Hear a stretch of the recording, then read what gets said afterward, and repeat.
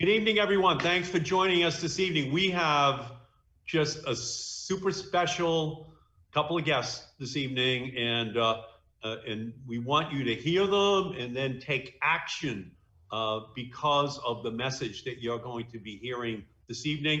One of them is Mike Espy, who's running for the United States Senate from Mississippi. And I want you all right now to write this down. If you want to help, send money or do a phone bank shift, I want you to go to edmarkey.com/Mike Espy. That's edmarkey.com/Mike Espy. I'll be repeating that to all of you as we go along this evening. And we're joined by our great former governor, Deval Patrick, and he just was a revolutionary in our state, just had a clear vision of the future of our country. And by the way, like Mike Espy, all the experts said he couldn't win. He's African American. He's in Massachusetts.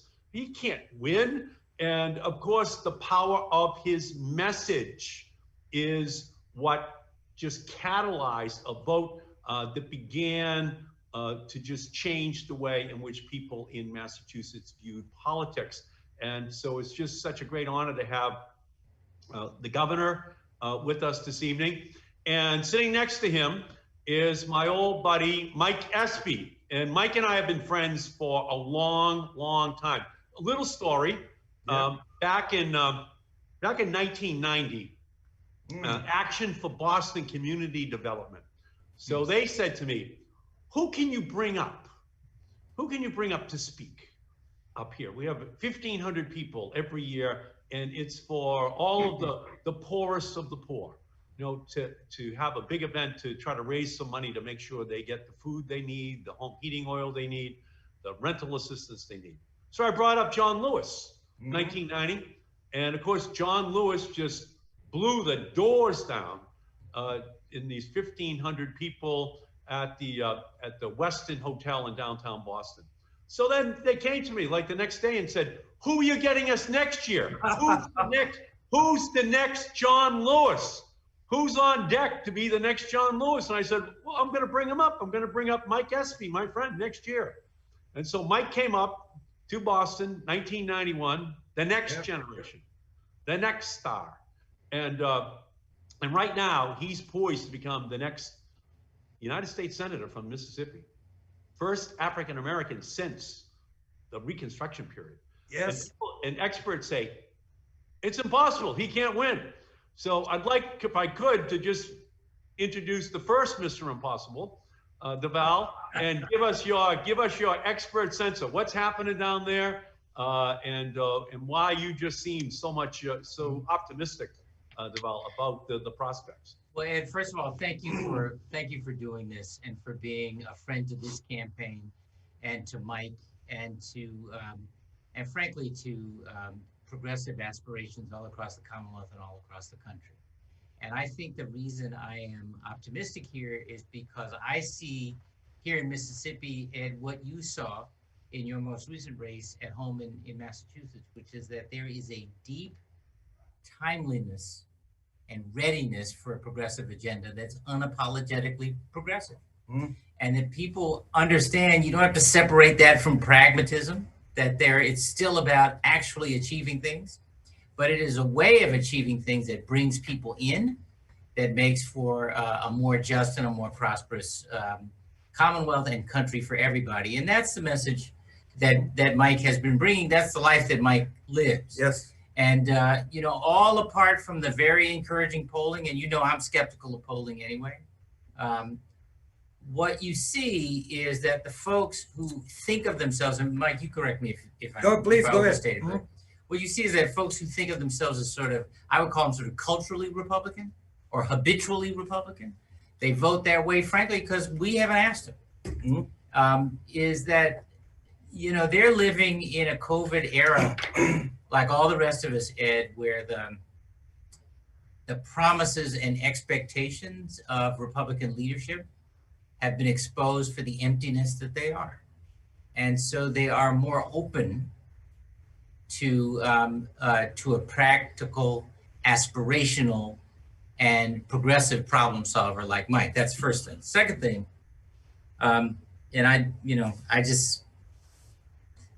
Democrats have to believe too. So I think the energy in getting Democrats to understand we actually do have a chance here in Mississippi, that we don't have to presume that Mississippi is a red state, that in fact it's our presumptions of that kind that limit us time and time again. Yep. And that there is no substitute for a clear message about how policy matters where it touches people, and then the work of actually engaging people. And Mike and his team are getting that done. All right. Well, look, I want to take this opportunity, Ed, for having us on this medium. I appreciate you and thank you for your friendship. I remember well when we served in the House together, and you're in the Senate, and I'm trying to get to the Senate. Now, look, I'm no John Lewis. Don't pretend to be John Lewis, our good friend. But I do remember when I came there for that speech in '91, and I was on the Hunger Committee, remember? I was on the Select Committee on Hunger that Mickey Leland formed, God bless him, as well as John Lewis. And I went all around the nation, West Virginia, Mississippi, Alabama, you know, the Ozarks, really looking at cases of intractable hunger. And it led me, when I ended up becoming Secretary of Agriculture, I put in place a program called Water 2000. And it was an ambitious program to bring running water to every home in America without it by the turn of the century. And so I was Secretary of Agriculture 92, 93, and we made an incredible down payment on it. And then 2 years after I left, that program was actually fulfilled. So you know, we do things. We all run. Governor Patrick and yourself, we all run not just to be something, but to do something. And so at least the legacy we left at USDA was to bring running water to everywhere. And while I'm here, I want to certainly thank Governor Patrick for being here in Mississippi. He's been here so often. We're going to make him an honorary Mississippian. You know, we've got a new flag behind us that's going to be on the ballot on November 3rd. We've taken down that Confederate flag with those awful stars and bars, a remnant of an ugly past where it was legal for a human being to own another human being.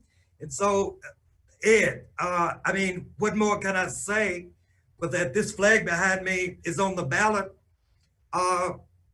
It was the old flag was taken down. It's now in the museum, and this one is a referendum issue. And it was done. It's flying over the state house. It's flying over now. Yeah. So what I'm telling you is that Mississippi's changed. People here are just so tired of being last in education, last in healthcare outcomes, last in job opportunities. You know, Mississippi is a small state, but 20% of them are below the poverty level. And within that 20% index, 6% of them are classified as being in persistent poverty, 3 decades or more in intractable poverty. So they're tired of it. So now they are turning to new symbols like this Confederate flag, this flag that's more welcoming, more diverse, and more inclusive. They're turning away from the Confederate flag. They're turning against Sidney Hott Smith, who was voted as the least effective senator in the United States. And they're turning to someone like me who believes in the future, going into the third decade of the 21st century. So you know, the energy on the ground is palpable. It's showing up in our numbers. I really feel good about where we are. And I think that in 3 weeks' time, 2.5 weeks' time, we will be elected. I'll be there with you, and I'll be the best Wow. senator that at least Mississippi has ever had. And you will be, you know, you mentioned John Lewis, you mentioned Mickey Leland as well, Congressman Mickey Leland. Yes. And just a little story, Mickey was my best friend in Congress, and Mickey went to Tip O'Neill, Massachusetts, and asked him to create the Hunger Committee in 1985, which he did. Yes. And in 1989, August of 1989, Mickey asked me to go with him to Ethiopia on that mission. And I could not go. We had dinner the night before he left. Mickey, and Mickey died in that plane crash in 1989. And you were kind of the spiritual kind of descendant from him on hunger, on water, on healthcare, and maybe I'd like to go to Governor Patrick, because Governor Patrick was the leader in Massachusetts in expanding Medicaid to make sure everyone in Massachusetts got health care. And I know in Mississippi, that's still an issue. Yes. So can you talk, Governor, maybe a little bit about the struggle you went through to kind of ultimately make sure that we had universal coverage, and what Mike's candidacy represents for Mississippi in that area? You know, Ed, it's a great opportunity to remember the partnership that made that possible. It was a partnership with you and your colleagues in the delegation. It was an engagement with the then Bush administration, which was piloting this as an experiment in Massachusetts. We had this broad coalition, as you know, of business and legislative leadership, of advocates of labor, folks in the healthcare industry and so forth, who came together to invent our healthcare reform, and then they stuck together to implement it, because we were learning as we went, right? I think we did 5, maybe 6 major health reform bills after the one that Governor Romney signed and that took effect when I took office. What's happened here, so that was about, you know, back to this point, policy matters where it touches people, actually trying to make a difference in people's lives and learning and refining as we went. What's happened here has happened in other states with Republican leadership since President Obama signed the bill, which is that, you know, things that are about helping people or things that are about relieving suffering, like the pandemic, suddenly become politicized. Yep. And an idea which originated actually from a Republican think tank ends up being no good because President Obama signed it. Now you hear President Trump and some of his colleagues talking about, oh no, we're all about pre-existing conditions, even though they've been trying to gut the only bill that protects folks from being denied coverage because of pre-existing conditions for, you know, ever since its signing a decade ago. So I think people here are appreciating, and I think frankly have for some while, that the only reason they suffer, the only reason the rural hospitals are closing, the only reason they have to drive miles for, you know, routine pediatric care, for example, or to see an OBGYN, is because there has not been the kind of partnership at the federal level in expanding healthcare through the ACA, and that is a political decision, not a practical one. Be another thing, a different argument, I suppose, if they had a real alternative here. But it's basically saying, you know, we'd rather you didn't have something that was generated from the imagination of Democrats than we'd rather you have nothing at all than that. And that is a particular kind of political evil, which I think has been more and more apparent to people, and people are voting as a result of it. I think we saw that in the midterms. And we did. And this coalition that Governor Patrick has just described, this is our challenge to build that same coalition in Mississippi. You know, again, I'm going to return to this flag. I'm doing this because, Ed, I'm 66. I never thought we'd have a new flag. But the point is that the SEC and the NCAA came to Mississippi and said, look, we're tired of this divisive symbol. We're not going to allow any postseason events, sports events in your state until that flag comes down. We had celebrated African-American athletes, and we're not going to play under that flag. And then that inspired other people like the pastors, white and black, said this is not biblical, you know, and all of that just transcended into a movement, and now this thing has come down. So similarly on the health outcomes, this is the poorest state in the country, the worst when it comes to healthcare outcomes. You know, every good list with the bottom, every bad list with the top, and it leads with the healthcare.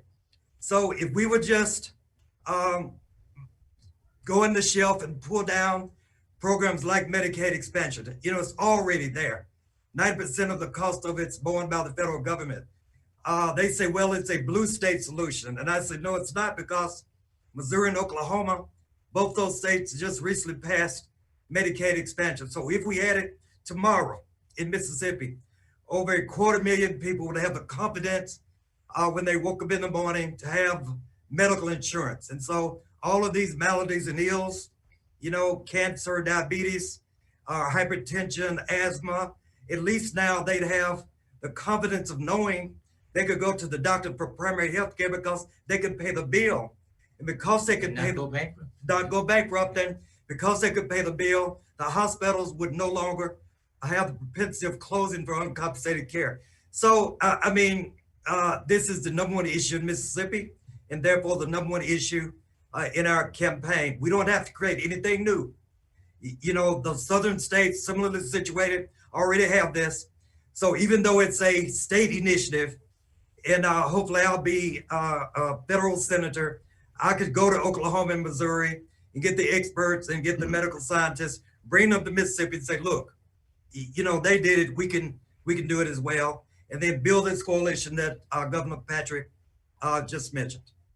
Yeah, and it is amazing that down here in Washington, and the goal of the Republicans is to steamroll through a new Supreme Court nominee who can be sitting there on November 10th when they begin to hear the case in the Supreme Court to repeal the Affordable Care Act, to repeal Obamacare. Yep. And just as you're poised to win this race to make the case for expansion of Obamacare into Mississippi. So it is a historic, it's a historic election for Mississippi. Yeah. And again, I just say this, my great-grandfather got off the boat from Ireland in 1858. And beginning in 1861, this is how his life went. He's in the Army for 4 years down south fighting the Confederacy for 4 years. And I'm sure he's smiling right now as he can see the revolution that's finally taking place in terms of ensuring that everyone gains access to all of the protections under American law. Since you raised that, let me tell you a story about my grandfather. My grandfather was named Thomas Jefferson Hutchinson Sr. And he was born in 1890. He was a son of slaves brought to Mississippi from Georgia and Virginia. And he came of age after Reconstruction, right? After Lincoln died and Johnson was the president, and he rescinded the Reconstruction period. The federal troops went back north, and the black folks who were recently enfranchised, you know, they felt unprotected. So my grandfather started an economic communal movement called Afro-American Sons and Daughters in 1910. He's basically saying we're on our own, we have to take care of ourselves. And the first thing we have to do is give ourselves health care. He said, I'm tired of our women having babies in the cotton field. So in 1924, he built a hospital and named it Afro-American Sons and Daughters Hospital, 1924. I was born there in 1953. And he started a newspaper with 100,000 subscribers. I mean, just about all black, right? 100,000 subscribers. And so, I mean, what I'm saying is that his blood runs through me, and his first initiative was about healthcare for African Americans. So, I mean, this is why this thing registers with me so greatly. Yeah. So, Deval, how's he doing? What are you feeling down there? How's this race shaping up? Maybe you could tell us, Mike. But what are you seeing, Deval? Because I want everyone watching right now to know this is a race that you have to get on your radar, because you can see how great Mike is. What are you feeling, Mike? Governor. Ed, I was here in 2018 when, was it, did you call it a special then? It was a special election. When, That Cochran resigned in March, and the election was in November. okay. And Mike was running at that time, short period of time to get ready for the race, and all of those, you know, presumptions from Republicans and Democrats that it wasn't possible to win a statewide race. And we spent 3 or 4 days together, we did. stumping around the state, starting down in the at or near the coast. I don't know if we met in Biloxi, but we came up. We met in a place called Hattiesburg. Yes, At the university called. at the university. Yeah, USM. And you know, we had great crowds, a real range of people, but a lot of skepticism about whether this was possible. And even so, Mike came within a hair. Mm-hmm. Since then, all of the failures of this administration and the shortcomings in some ways of our economic and justice practices for a long period of time have been exposed here and everywhere else, thanks to the pandemic, thanks to the George Floyd videotape, thanks to the fact that we're not distracted by as many other things as we usually are, and we don't jump on to the next thing.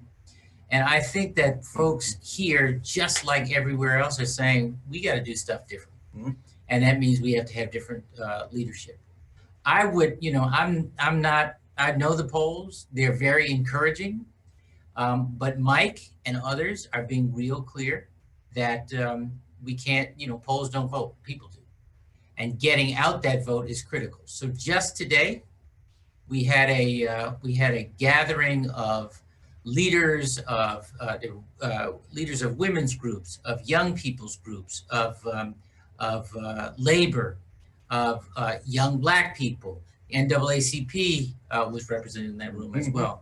And we talked about the importance of getting out the vote and what everybody was going to do, what it was going to take to actually deliver the kind of overwhelming participation on election day. And early voting is limited here. Absentee ballot use is limited here, Yes. unlike in some other places. So you got to show up on election day. And my point, Ed, is that I met a lot of those people 2 years ago. Yep. And they were not as unified then as they are today. Yep. There was not the energy then as there is right now. There was not the sense of possibility then as there is right now, and not the clear and specific commitment on what to do that there was Right. this afternoon. And that is really, really encouraging. I agree with all of that. I think really, you know, I wanted to win last night. We made a great effort. We got almost 47% of the statewide vote. I hadn't run in 20 years. I've got this gray hair. I hadn't run in 20 years, Ed. And people have forgotten me, and the young folks didn't know me at all. And Ed Cochran resigned because of illness in March, and the election was in November. And our state party here is not very strong. There was not a lot of infrastructure to rely on. We had to build all of this ourselves. So I remember conceding on November 27th, 2018.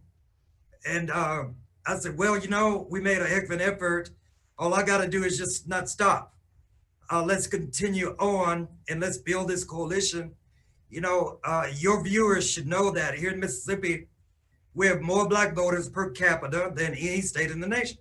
The population is 60-40 per capita. There's nowhere else in the nation per capita with that many African-American voters. So it's a matter of getting them out. And I was on a Zoom call with Reverend Barber, president, director of the Poor People's Campaign. And he said something profound about how people think about this state as being so red. He said Mississippi is not as much red as it is unorganized.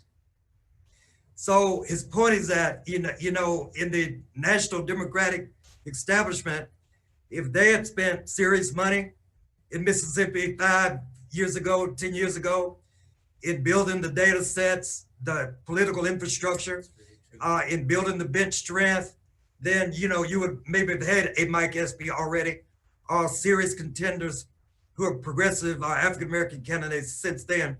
So we've had to build this ourselves. So we've done that. we never stopped. We built through the 2019 gubernatorial campaign, and now you can see the benefit of all this work. We are within a hair's breadth of winning. We've received some tremendous polling information recently, as recently as yesterday, and then again 20 minutes ago before I got on this call. I'm smiling. We are, I would just say, statistically tied with Sidney Hyde-Smith, a Republican who's on the Appropriations Committee. But she's being shunned by so many donors because of her impertinent comments last cycle. Remember, she's the one that talked about I'd be on the front row of a public hanging in a state like Mississippi with its tragic history of lynchings. And then she said, coming out of a bus thinking that she could not be overheard, she says, maybe we ought to make it more difficult for those students at the other universities to vote. So here, you know, she's giving a shout out to voter suppression. And so I say everywhere I go to her, so those other universities, you know, where are they? Who are those students? Are they students at Tougaloo, Jackson State, or the other historically Black colleges? And of course, she won't respond, but people want a change. They want to flip the script. They really want to move on from her. She is an anachronism. She loves Mississippi, but it's the old Mississippi. And people now just want to change. And they see in me, I believe, a vehicle for that. She won't debate you either, right? Nope. And it's really curious because they asked her why. She said, oh, you know, our views are so different. We're so starkly different that it wouldn't make any difference if I debated him. And I said, well, that's really why you debate, right? If you had the same views, that's when you don't need to. But we are 180. And we debated before. She made a comment she should have made, and it went viral. We raised $4 million in the next couple of hours. Tell our viewers what the comment was. Oh man. Well, she made a statement. You gotta paint the picture. All right. Well, this statement about public hangings. All right. So she would never apologize for it because she's modeling President Trump. You know, he never apologized for any error that he's ever made. It always is someone else. And so in the debate, the one of the questions she received was, would she apologize for that comment? And she demurred. She never really apologized. And then they turned to me as if I'm going to call her a racist. And I said, look, I'm not saying you're a racist because I don't know what's in your heart. I only know what came out of your mouth. And when I said that, bam, it went viral, and we did really well. So she doesn't want to make the same errant comments. And then she said, well, debates are for losing candidates. And then she said, I have no time to debate anyway. And then we said, well, if they're for losing candidates, and if you don't have any time, you do realize that President Trump has already debated Biden, and Mitch McConnell has already debated McGrath, and Lindsey Graham has already debated Jamie Harrison. So they're all losing, and you're busier than they are, right? So she's being whipped down here for that, and she might regret it because we even see that in the polls. She's the most ineffective senator in the Senate, and weak, and well, not very strong, okay? And she doesn't want to challenge someone who most people believe knows her record better than she does. And look, I'm gonna say one thing to you, and I don't want to dominate, but look, she took credit of voting for the CHIP, Children's Health Insurance Program. Ed, that was Thad Cochran. Thad Cochran did that, not this lady, okay? And then she had an ad on the air appealing to all Mississippians as a representative for everyone. So she had four images on her television ad. One was an African American woman opening up a laptop. The second was a young Black man in a factory. The third was seemed to be a white gentleman walking through a field as if he was a pensive farmer. And the fourth was a a white woman turned in a sign on her store, and the sign was from closed to open, okay? So the message, the thematic message was, I'm gonna represent everybody, right? But then we looked up the images, and all 4 of them were purchased on the internet as stock footage. The black woman was from South Africa. The black man was from Canada. The white man was from Ukraine, and the white woman was from Russia, you know? And she had to take it off. And I said, this is a lazy campaign. You just phoned it in. You won't debate using stock footage for $75. Let's debate before real Mississippians, and let's just be real about it. Well, you know, There's this army of supporters and believers that he built for this last remarkable campaign. What do you need them to do? Right, okay. Well, we always could use more revenue, okay? Now, Mississippi, I already told you, we've got more black voters per capita than any state in the country, but there's an information issue, there's an income issue, there's a motivation problem, therefore, and we now have 100,000 African-American voters, and they've not voted for anyone since Obama, 2008. They didn't vote for Obama 12, nor Hillary 16, nor Mike Espy 18, nor even the Democratic candidate for governor in 19. So the difference is now that we know who they are. We built this data set, and we know who they are. We've got their names, emails, text information. And so we can do it old school through postcards. We can peer-to-peer text them. But we need money for our field team to grow, so we can go actually physically to their home and knock on their door and ask them why the heck hadn't they voted in the past few cycles, and won't they do it on November 3rd? We need money, and we just do. And I promise you, all of it is gonna go into the field. All of it's gonna go into the field. We already have now about 700 door knockers. We could easily triple that. We could easily triple that. And of course, they need to be equipped with the PPE. I was just gonna say. They've got to have the mask and the gloves and the digital devices. We got to be able to afford that. They'll mostly be young, but that's what we need. We just need more gasoline for this machine. What about well, time? here's what I say to everyone watching right now. All gas, no brakes for the final 14 days. So that's what I'm saying. I agree. All gasoline, no brakes. And that's what we need everyone on this call to be thinking about. People are focusing on Mississippi, on South Carolina, and they should. Yeah. Lindsey Graham is now in for an incredible fight with Jamie Harrison. This is the sleeper race, everybody. This is the sleeper race in the country. Yep. Okay.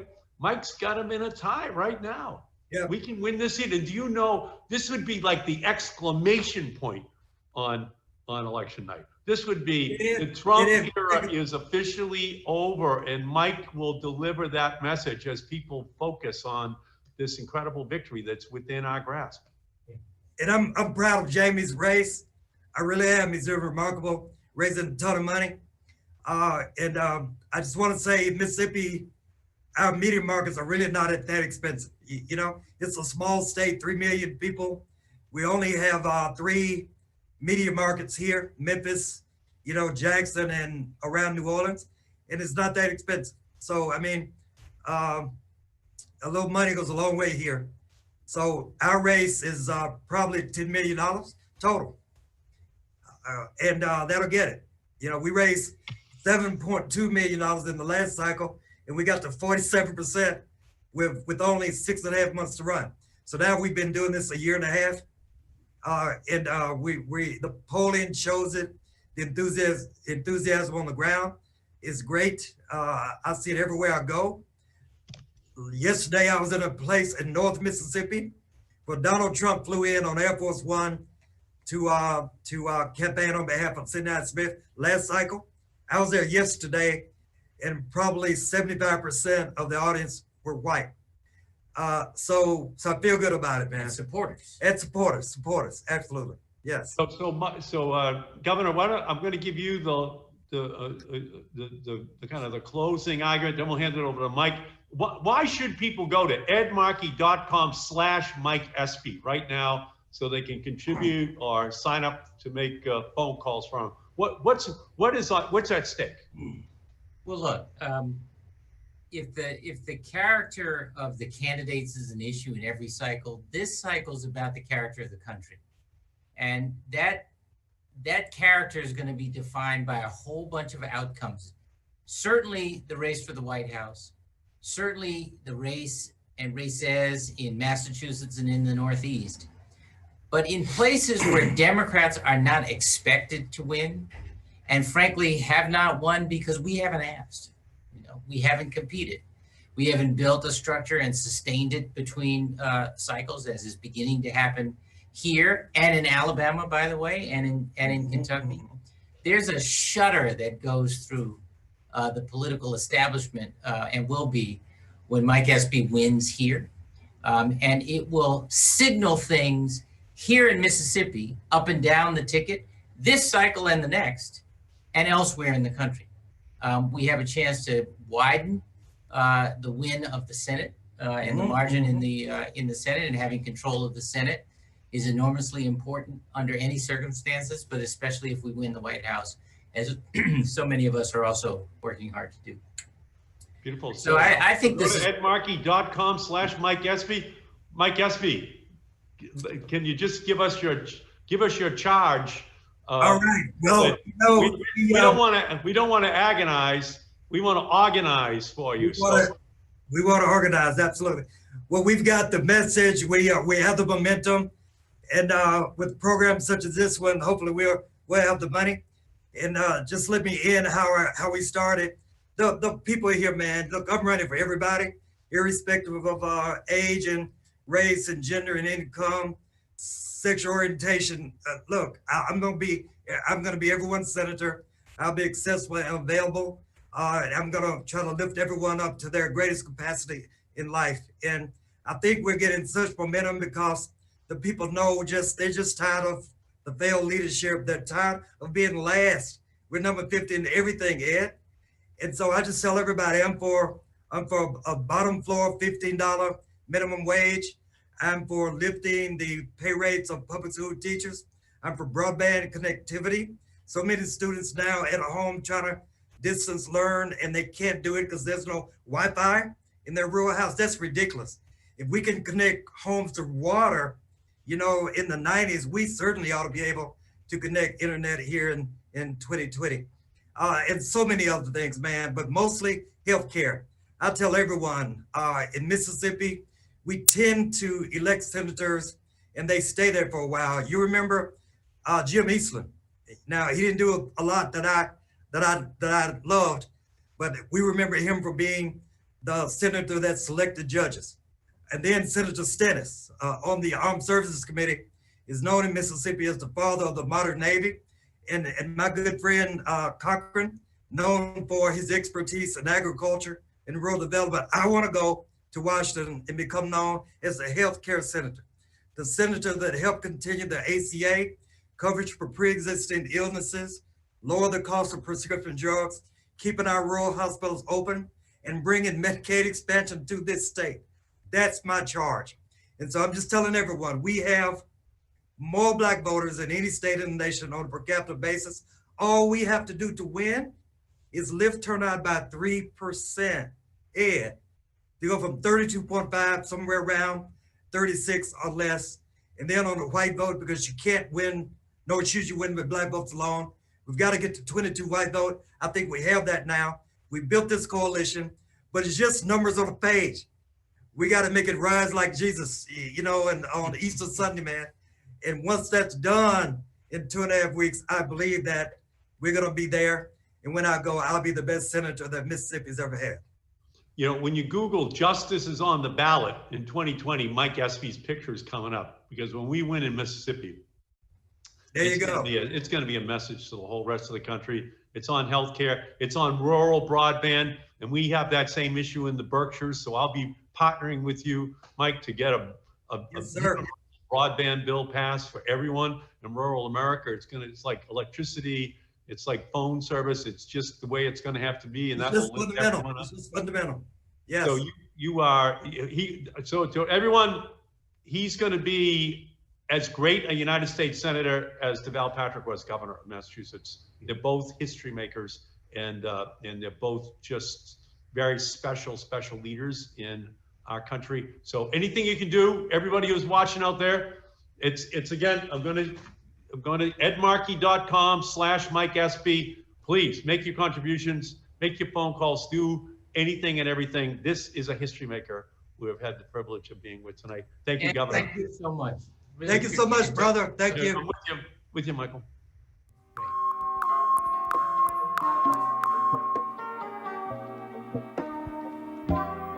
Ed Markey's desk was thrown out in the hall by the State House bosses because Markey fought to make judges work full-time. Markey's bill is now the law.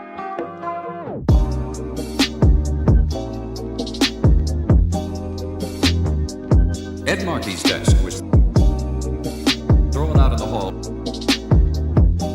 Ed Markey's desk.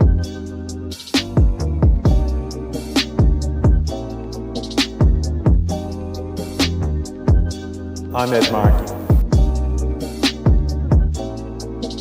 Fairer taxes, more jobs, better health care.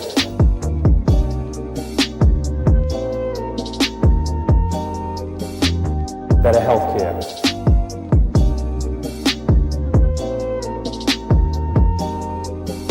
More jobs.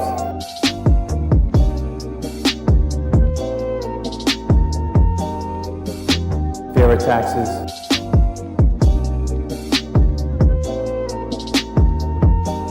I'm Ed Markey. Tired of watching people suffer while politicians make their backroom deals.